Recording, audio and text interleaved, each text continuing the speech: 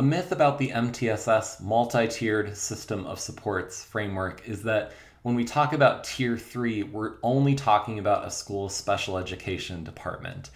And that is a myth because what our school needs to have is a layer of tier 3 interventions, and those are intensive, individualized interventions. They're tailored to a specific student.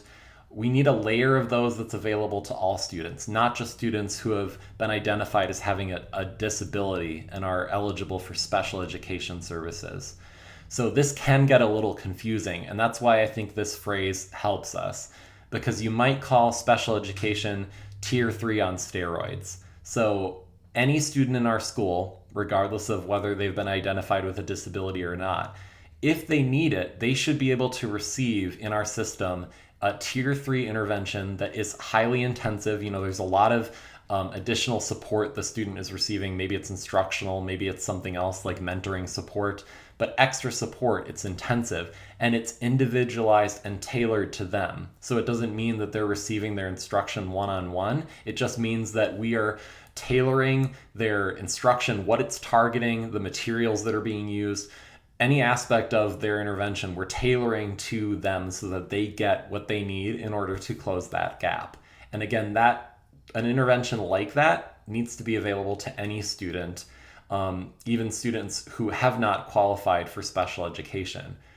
So what I just described, when I use those words intensive, individualized, tailored, that is also an apt description of special education. So when I say tier 3 on steroids, what we're saying is that special education is tier 3.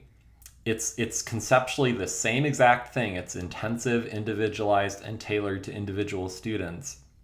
But when we say on steroids, it's because there are meaningful differences between that tier 3 intervention any student should be able to receive and special education, that tier 3 on steroids. So a couple of those key things that are different with special education is that there's federal funding available with special education that allows us to further intensify and then provide interventions long term. So students might be receiving their special education support for years at a time and sustaining that and having special education teachers on staff to provide the support and instruction is a fundamental difference in those funding streams. And that's about all I know about that. So I can't say much more.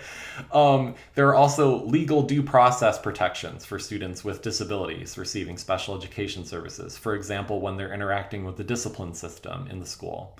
And then another key difference, there's a toolbox for how we can modify the school day for students with disabilities. So their environments, their tasks, their instruction can be modified in really significant ways. And the toolbox for that, the school's capability to make those changes and alter the expectations for the student really expands dramatically if they're identified as a student with a disability. So that's what we mean when we say, tier 3 needs to be accessible and available to all students. And then special education essentially is still tier 3, but it's tier 3 on steroids.